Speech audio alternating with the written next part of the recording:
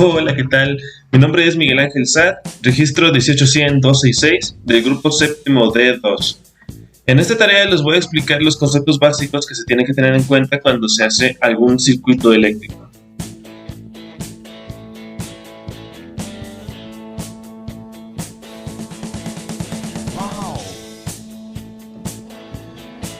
Estos son tres, son el voltaje, la resistencia y la corriente eléctrica. Son los que siempre están presentes en cualquier instalación eléctrica, en cualquier circuito pequeño, por más grande o por más chico que sea, siempre están presentes. Primero hay que ver qué son, ¿no? Porque no podemos hablar de ellos si no conocemos qué son, para empezar.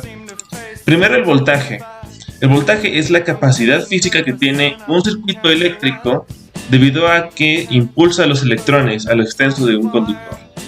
En pocas palabras, es el potencial eléctrico del circuito. O sea, imagínate una cascada, ¿no? No es lo mismo que haya mucha agua en la cascada a que la cascada sea muy alta, pero tenga un chorrito apenas.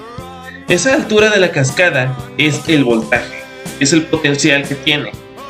Sin embargo, aquí vamos al siguiente, la corriente eléctrica. La corriente es el agua de esta cascada. La corriente es el mismo flujo de los electrones que viajan por el cable, por el circuito, por el conductor. Imagina un grupo de electrones que están viajando, ¿no?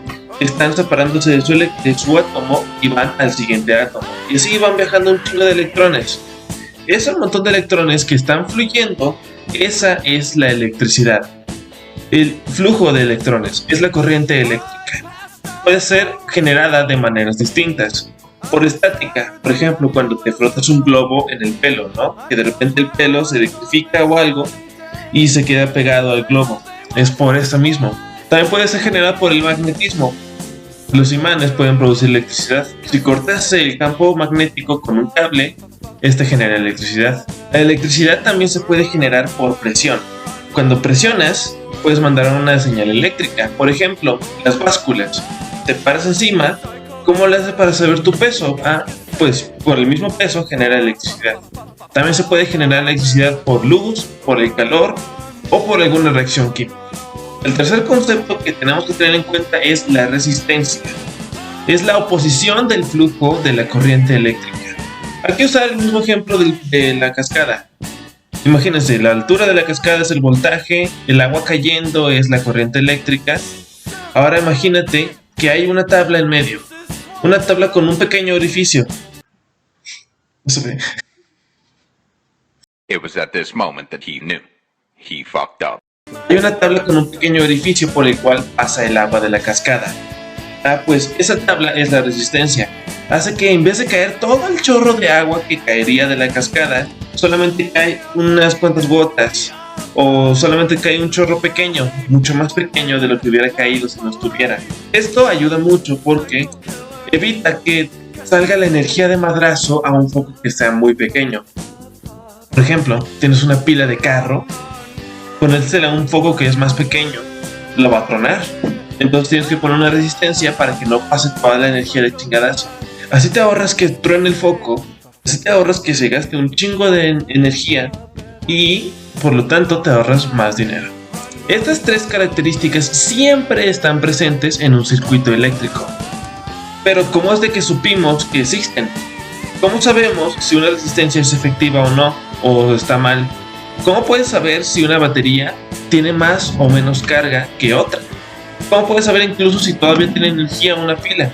Todo esto lo sabemos porque estas características se pueden medir. Imagínate que usas una regla de esas de 30 centímetros para medir algo, ¿no? Igualito. Pero no estamos usando una regla. Estamos usando un multímetro. Para mostrar cómo se usa un multímetro, grabé un video en el que muestro cómo medí estas tres características en un circuito simple. Este circuito está conformado por una pila, una resistencia, un LED, usa un foquito de esos pequeños que se llaman LED como si fueran los de Navidad, y el multímetro, obviamente. Lo primero que hice fue poner la perilla de en medio en escala de 0 a 20. No se alcanza a apreciar mucho, pero sí está así. Así puedo determinar una medida entre sus valores. Estoy colocando ahorita los cables para poder medir la pila. Da 3.87 volts. Pausa. En este momento se ve que los puse en los cables, no en la pila, pero pues no se preocupen, esos cables van directo a la pila, así que es lo mismo como si lo hubiera puesto directo a la fuente de poder. Lo siguiente que hice fue desconectar la fuente de poder. Desconectándola evita que se me queme el circuito. ¿Por qué? Porque vamos a medir la resistencia. Aquí estoy poniendo los cables en la resistencia. Esta cosita azul que ven aquí es la resistencia. Voy a mover la escala a 0 a 20.000 ohms. Eso es para determinar la resistencia. Aquí vemos que el resultado nos da 1.01, lo cual en realidad es 1000 ohms, lo cual es 1 kilo ohm.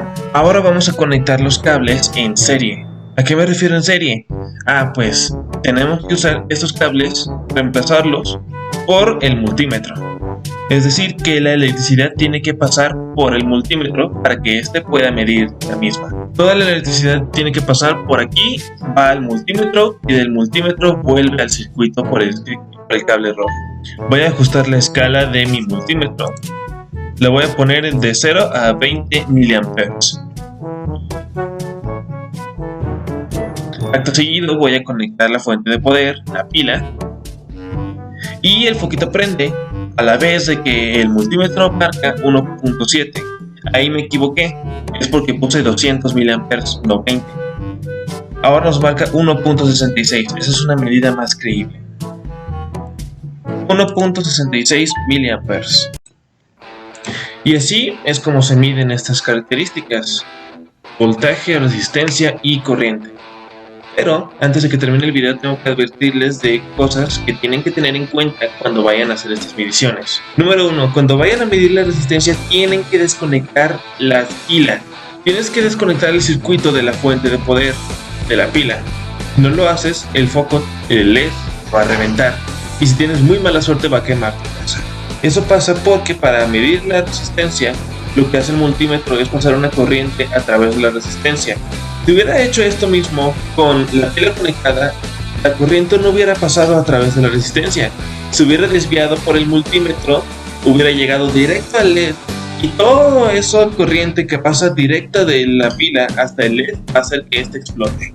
Segundo, si van a medir el voltaje, tienen que conectarlo en paralelo. La conexión en paralelo es cuando se conecta un elemento en los dos mismos polos en los que se está conectado el otro. Negativo con negativo, positivo con positivo. Está muy fácil. Los dos quedan de frente. Eso es lo que más les debe recordar. Si van a medir la corriente, el amperaje, tienen que medirlo en serie. ¿Cómo es en serie? Como lo expliqué en el video. La corriente tiene que pasar a través del multímetro. Imagina que vas a cortar un segmento del circuito, ¿no? Un cable.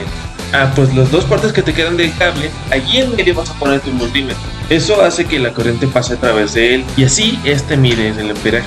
No olviden tener estas precauciones, porque si no las tienen se va a quemar su circuito y si tienen suerte la medición va a estar mal. Esto fue todo por mi parte. Gracias.